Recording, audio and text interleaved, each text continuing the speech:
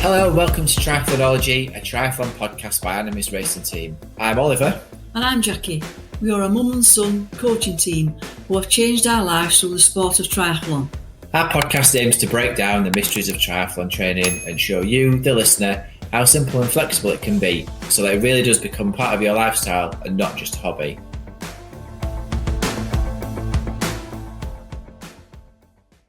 Hello and welcome to another episode of Triathlonology. I'm Coach Oliver. I'm Coach Jacqui. And together we're a mum and son coaching team from South Yorkshire and North Lincolnshire, dispensing our no-nonsense triathlon advice in our indomitable Yorkshire style. Only today, this recording, readers will see that I am not based in South Yorkshire or North Lincolnshire. I am actually on holiday in Turkey. Yes, which is a damn sight hotter than South Yorkshire, I can tell you. Yes, it has been. This morning. It has been 37 degrees today, and I have been melting like Olaf in the snow, or in the summer rather. So it's 20 minutes outside in the sun, 30 minutes under the brolly because it's just too hot. I don't know, people say, well, you've got an all day, what do you expect? But you're expected to be like 28, 29 degrees, and that's nice. But what you don't necessarily expect is it to be 37. And people will forget that when we had our heat wave 2 years ago in England, then it were like 33, 34. People were complaining that it was too hot to go outside in England, let alone in Turkey where it's more humid as well. So under the brolly. Oh, don't be a moaning Minnie. But anyway, just be thankful you're on holiday. Well, yeah, it is very nice. It is nice, although it does feel like I've been in a share video most of this week. Yes, you ought to explain about that because people will think what you're on about. Well, if you've ever watched a share video from the 90s or early 2000s, we've had a lot of women here, particularly older women, who have been dressed like they should be in a share video, which has raised eyebrows under my sunglasses. Well, it's a bonkers hotel, but more on that later. Right. Maybe. So let's get to triathlon matters. Yes. And we may have a burning question from, I think, probably last week when we commented on the fact that Kelly was doing her first Ironman. Yes. In Emilia-Romagna. Have I got that right? Emilia-Romagna, yeah, Emilia-Romagna. And I am very pleased to report that she came home under 14 hours, which for someone who could not swim, bike or run in April is amazing. And I am so proud of her. She's done fantastic. Yeah. And you know what really, I think, Kelly, you've got so much potential. She's not even had any DOMs. When she telephoned us, once we FaceTimed on Sunday, she could walk around and everything. I said, have you really done a Ironman? Because you can walk. And she thought it were hilarious. And she's told me that this week she's had no DOMs. I says, well, Kelly, girl, you're going to be training a lot harder because, you've got a lot of potential because you should not be able to walk up the stairs or downstairs. But what a race she executed what a race. there. She had a fantastic race. And as you say, amazing bike. And when she sent us a little video of her running, I thought, is she doing an Ironman? Or is she just, because she was just running? There were no walking, nothing. Nope, she didn't stop, just carried on going and maintained herself around those little 10K loops with her family cheering her on. And the little video that Kelly's sister's done for her about her weekend and the race is absolutely ace. And hopefully we might be able to link to that at some point from our social media so that other people can see it, because it's really, really good and it really does show what Ironman is all about. Really well executed performance from Kelly. We are absolutely delighted with how she went on, and she's capable of a lot more. But just to get her to get herself from not being able to do very much at all when we met her in April to being able to do all of that without any problems.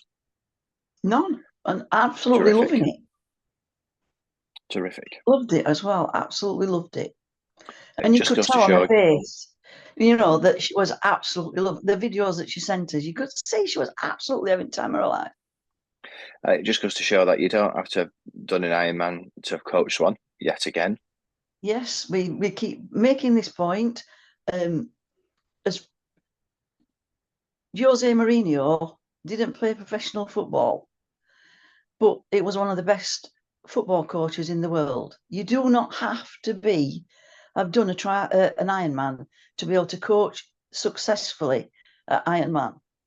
It's just people think because this person's got to corner and what have you. They might have got to corner. It don't mean to say that you're going to get to corner, and you shouldn't be doing their training anyway, because that's what you find that with all these. I'm going as one of my rants. That triathlon coaches will say, I've got to corner, you'll find that you'll be doing their plan. Well, it's not appropriate. You have to coach the individual. And yes. I coach Kelly as an individual. And this is now the fourth person that we've got round an Ironman safely and happily really well. With, you know, Claire, Brad, Kelly. Yeah. So we've been it's a Rigo Saki, isn't it? You don't have to be the horse to be the jockey. I love that phrase. Yeah, you've done a great blog about that as well, haven't you, Oliver? So if I can find it again. Website for the blogs. If it's on the website, I need to find it if it's not, because it is a nice one. Well, anyway, yes, if you are interested in being coached for doing an Ironman for next year or an Ironman like type distance or hard triathlon, then do get in touch, because you don't have to flog yourself every day in training to be able to do that, because Kelly certainly didn't flog herself every day in training. No, she just applied herself. I think that's the gradually key. over time, everything built up for her. She just didn't get dropped in at the deep end. Built her up, and got her to the finish line. No injuries. Nope. No illnesses. No illnesses. Just steady and successive progressive overload week on week. Yeah, and if you're thinking about doing Ironman Leeds, which is in same day as Outlaw, we talked about that last time. That is going to be, I would have thought the bike course will be quite tough. So if you're thinking, I fancy doing, especially if you're from Yorkshire, because then we can meet up and we can train in person. Then get in touch, because we'll get you round. Yes, we will. Although wait till 600 and how much is it? 600 odd quid. Yeah. It's a lot of money. It's a lot of money to do an Ironman in Leeds. So I think if I were going to spend that money, I'd be abroad. But yeah. Well, and comparatively, it's £380, including the or is it £90? £290, I think it is, including the admin fee to do Outlaw, which is exactly the same distance and a much more beginner-friendly event. And yeah, and it's a much more family-orientated event as well. Yeah, because you can finish over the finish line in your with your family, can't you? And they can accompany over the finishing line, where you can't do that in an Ironman event. No, you can't. No. So, what are we up to this week then, Oliver? Well, this week I have made my comeback very slowly to triathlon training following my hernia operation. What have you been doing? Well, I have followed my surgeon and coach's advice and done some gentle swimming in the outdoor pool, and I've now progressed that to doing front crawl swimming very gently, or as gently as you can do front crawl swimming in the indoor pool. Oh, you've got an indoor pool as well. An indoor pool, which is longer than the outdoor, because I've only been going small distances in the outdoor pool. But now I can do a full length next to the lane rope, and there's nobody in. Wowzers. Excellent. It's still cold when you get in. But even indoors? Yeah, even indoors. Although it's like 28 degrees, it must be because it's boiling rest at time. Yeah, it will be, yeah.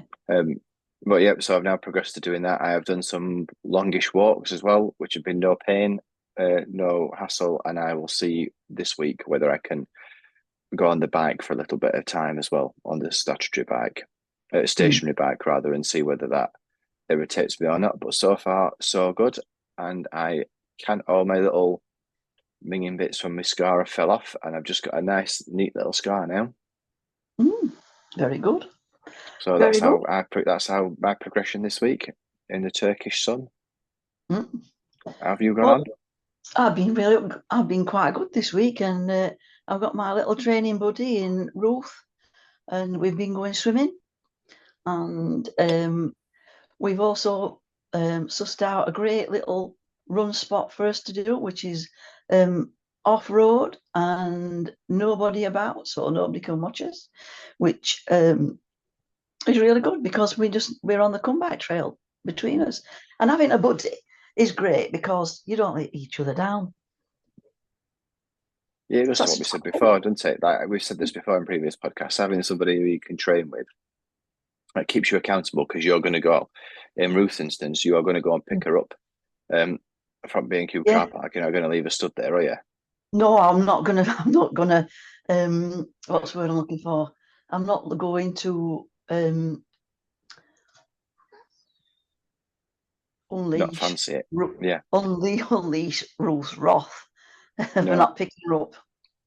No. So yeah. And equally, she won't want to leave you sat in car park in your van and not be there either, will she? So that's a good move. We're talking this a lot about trying to find the easy things that you can do to make your training better. And one of them is definitely getting somebody to train with you. You don't necessarily have to do the same sessions, but if you both go into the track, because we won't be doing the same sessions. It's just having someone to support you. Like going to the pool together or going to the track together or whatever it might be, going running on your little track together, whatever it is. But you've got that accountability and company to be able to do your own session each and then know that you can then go home and you've had a good session. You can put that in the bank. Yeah. And this next week we're starting a new Learn to Swim. Yes, where we still have some places available if you would like to join us, because our last compadre of Learn to Swimmers, we had 9, did we? Might have had 9. 8. 8. And they all passed with absolute flying colours and were pretty much swimming by week 5, which is our usual target. And then they all went on to do the follow-up course, which is the really beginner swimming into to try and build up the stamina at that point. And because it is about, people don't understand that swim stamina is completely different to running or cycling stamina. Yeah, they're quite surprised by that. So when we've completed our Learn to Swim course, it's then a question of trying to get people to bridge the gap between now being a swimmer and then joining the intermediate sessions later on down the line. So that will pretty much take us to Christmas by the time we've done that with our Learn to Swimmers, and they've done a beginner session, and that's scary how fast that's gone. Yeah, because we'll soon be off to Portugal. Yes, a week and a bit's time. Yeah, for our autumn tune-up event. So I best contact Dora the Explorer and get the lanes and everything booked. Yeah, I thought about that. But I'm hoping it's completely much warmer than it is here in the UK, which, as I said this morning, was 3 degrees, which is freaking cold for September. In fact, we've put the heating on. Well, to be fair, we boosted it on Tadov at Catster today. Well, because I'm not being cold for no one. And keen observers of the podcast will realise that I have both had a shave and a haircut. Yes, thank goodness. Yes, so there you are, look. And you're keeping it up with my youthful sense. Yep. And I'll get Wevelton to tidy my hair up when we go again. Keep on top of it. Yeah. So you look like a winking solicitor. Or a child giving out legal advice, one or the other. Or instead of an hobo. Yes. I can't get on with it. It's all right for a bit having a beard, but then it just gets in your way. I start feeling like Mr. Twit. Yeah. You used to like that when you were little. Yeah. Anyway. But not a beard. No. So, do we want to talk about what we should be doing for winter training, or? Well, we can sort of build on Mm, what we were talking about in a previous episode, where we were talking about mm, using the turbo effectively because it is now starting to turn. mm, Weather's getting, particularly if you're in England, weather's less predictable, and you can get some good sessions in on that. Again, the treadmill, if you can go to the gym or have mm, a treadmill at home that you can use, then use it, because not only is it really good at, well, not only does it keep you warm, not necessarily dry if you're running fast enough on it, um, but the treadmill moving underneath will help increase your cadence. mm. Which is vital. Yes. So although you don't necessarily need to get up to 180, it's like the fabled number that you should be aiming for. You can increase it anyway, so you're less ploddy by going on the treadmill, because with the ground moving under your feet have to move Mm, that bit quicker anyway. Or you fall off Um, back. yes, or you fall off the back. Um, so there's that, and then it's just swimming, isn't it? Like Mm. swimming. Unless you're a mentalist and like going in cold water and doing ice swims, which I certainly don't. No, no, no, I don't like cold, full stop.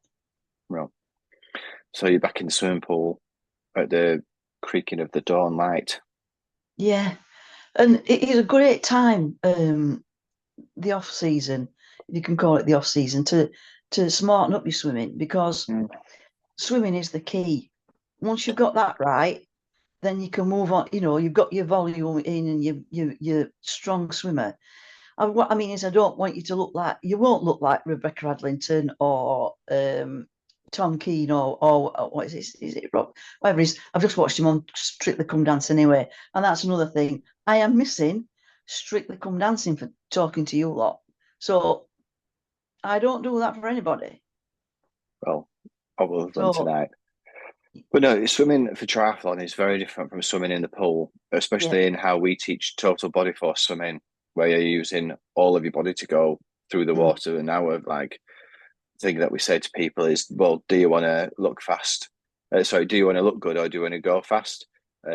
Because we can teach you how to look good, but you won't necessarily go fast, or we can teach no, you how to go fast, but you won't necessarily look good. And then do you care if you're going fast? And for examples of that, have a look at Julie Derron, who followed up her silver medal at Paris with sorry. a silver medal at the T100 in Ibiza today. Did she? I've not watched that. She That's did. fantastic. She did, absolutely powered, and she had a bike penalty. Wowzers. I So she's noticed that Al Brownlee had a bike penalty, first time ever for drafting. mm. I saw the video on Instagram of Julie undertaking somebody on a corner on a mountain. I thought, yeah, that's about. I didn't not expect that. That's very Nicola-esque. Mm, And then they booked her effectively in football parlance and gave her a penalty. And then mm, she caught him up and then ran him down and ended up in his second. fantastic. She's doing And so brilliant. she's in with a chance of winning the series overall in Dubai. I've been Mm, listening to Taylor Knibb afterwards when she was talking about who could possibly win it. Um, yeah, because Julie gets a pass from one of the events because she did the Olympics, that counts. And so if she beats Taylor Knibb in Dubai, Julie could win the T100. and no one outside of our little world, where we obviously are uh, great believers in the tricycle method, would know about Julie. So it just creeps up on you. You've got to serve your time in one respect, and you've Mm. also got to do the sessions and be consistent, and it works. Mm. Well, We're not, Julie it's not is literally an flashy. example of that. She's an Yep. example of consistency over time and doing Mm, and building herself up. So when we first started training and coaching with Brett and the squad in San Moritz, um, Julie was very much Nicola's apprentice, as we've said before, and she would do mm, half the session that Nicola would do. But mm. over time, very gradually, they built her up and built her up and built her up, and now she's doing Nicola sessions. And look at her go! Like it works, doesn't it? It It works. works. It works. The same with Kelly. Yep. It's not fancy. It's not sexy. Nope, it's not It's new every week. effective. Some of it's repetitive. Quite a lot of it's repetitious. Similar sort of sessions, but that's what people need. Yeah, and as I said to Kelly, it might be a bit boring, but you are going to be well bored after 6, 7 hours on your bike. So just get used to it. Mm. It trains your mind as well as your body. I saw a study on social media which was picked up by, I think, Steve Magnus and also Paulo Sosa, that actually training don't really matter what you do, or all the variety that you're going to get in it don't really make much difference, because as though if you're training, usually you're going to improve as a human being. Like, you can stick all the variety you want, but probably not going to improve that much more than if you just do a boring program that's going to get you fitter because it's the same end. But don't so you why think complicate it? Don't you think that's a thing about age groupers though? Because they probably got a really good job and they're like, the high up and they've had to study and all this blah blah blah, that they think that the more they throw money at it, or the more variety, shall we say, or whatever, will make them a better athlete. And it doesn't. Yeah. It doesn't. It's consistency. It's about putting hard yards in. It's about being doing 3 hours on your turbo, or going doing 60 minutes on the treadmill, doing 4,000 meters in the pool. It's about getting it done. Yeah, and again, going back to Kelly and Mel to an extent, doing that, getting that swim fitness in where you can swim the distance comfortably several times a week makes such a difference, because Kelly didn't walk, Mel didn't walk. No, they didn't. So, I think we might know what we're doing. We definitely do. We definitely do know what we're doing. We do. We definitely do. And it's not the most varied or a different session there's not different sessions every week that's going to keep you interested, because that's just a gimmick. It's there to make you think that the coach knows what they're doing and that it's keeping you interested, but really it's not doing. It's shuffling deck chairs on the Titanic. Exactly, Oliver. Whereas there's nothing wrong with having 15 to 20 sessions and variations of those 15 to 20 sessions. Just implement all the time, because you know where you're going. I know if I've got a Yamra treadmill set, I love that session. I'll go. I can just pick it up and I can do it. And I do it with my athletes, particularly with Paul, where he's on relief shifts because of the crappy weather, and he works at the water company. So his time is constrained when he's on call. So you can still get a Yamra hula session and you just do 3 lots instead of 6. Yeah, and also all my athletes love Yamra hula.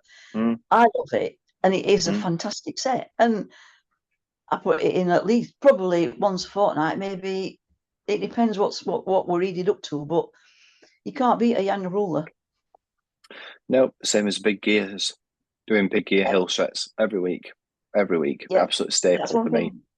Kelly said she was so glad, because there's a big lumpy hill in the middle of the Ironman course that Kelly did, and she was so glad that she had done all the big gear sessions, because she just powered up it and everybody else was walking. And you think, yeah, that's what we put in for.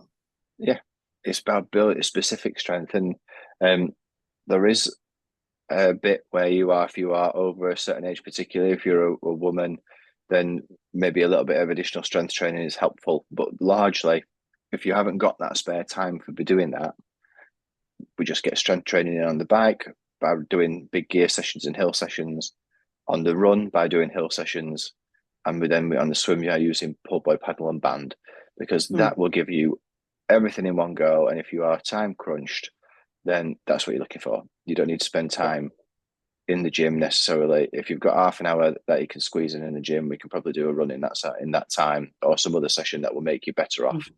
And I'm not quite Maurizio Sarri, the former Chelsea manager, who said that he'd never seen a gym on a football pitch and couldn't understand why that was helpful. Yeah, that's true. To an extent, I agree with him. But I think in triathlon, or certainly age group triathlon, where you have a job and a family, trying to squeeze in the gym 2 or 3 times a week on top of everything else, you're much better off just doing an extra swim, more than likely, or an extra bike in that time period. Yep. So as time is pressing, and I've got to say, Strictly Convincing is coming. I've got to get back to it. Well, and it is 9:10 here for me as well. So it's a bit shorter this week. Yes. But we'll have a lot more to talk about next week when Oliver's back. And send us your questions. Come on, send some questions to us. Get involved. If you we're still hoping to be able to get Kelly and Mel on to do a season review with them in an episode. We're just trying to coordinate everybody's diaries for that. Yep. We might try and do that while we're in Portugal, because some of us can all be in the same room at the same time. Yeah. All that's going to stop us from doing that is remembering the right mic. Yeah. So I need to remember that. Yeah. Because we'll need the Yeti for that one. Yeah, we will. Yeah. Yeah. Well, right. Contact us. We're more than happy to answer your questions, even if you want to be an anonymous participant and you don't want your name read out on the podcast. Absolutely fine. We're cool with that. So get in touch and we will answer your questions as we go along. But as Jacqui said, we will be back next week where hopefully I will be a little bit browner and I will have started to run, which is exciting. It is exciting because I remember when I'd done my ACL and I'd had my operation. In fact, is it 8 years ago? I'd been like a week after my operation. I so wanted to run. I think of all the things that you do when you've been injured like that, or the same as what Oliver's done, the most thing that you want to do is run. And I don't know. I just love running. And I wasn't able to run until I had my operation end of September, and I wasn't able to run properly until March. Well, I'm now 3 weeks post-operation, or 2 weeks, 3 weeks post-operation now. So next week I should be able to, or at the back end of next week, I should be able to introduce some gentle running. It'll be fantastic. Which I'm excited about. So, and then I will start documenting what I'm doing on my @ThisTriLife Instagram page, because I might as well fire that back up while I'm doing this now. Yeah. That'll help me keep accountable. Yeah. Cool. So, thank you very much for listening. Yes, and until next time, we'll see thee. We'll see thee. Thank you for joining us today. See you next time. See you then. Or as we say in Yorkshire, see thee.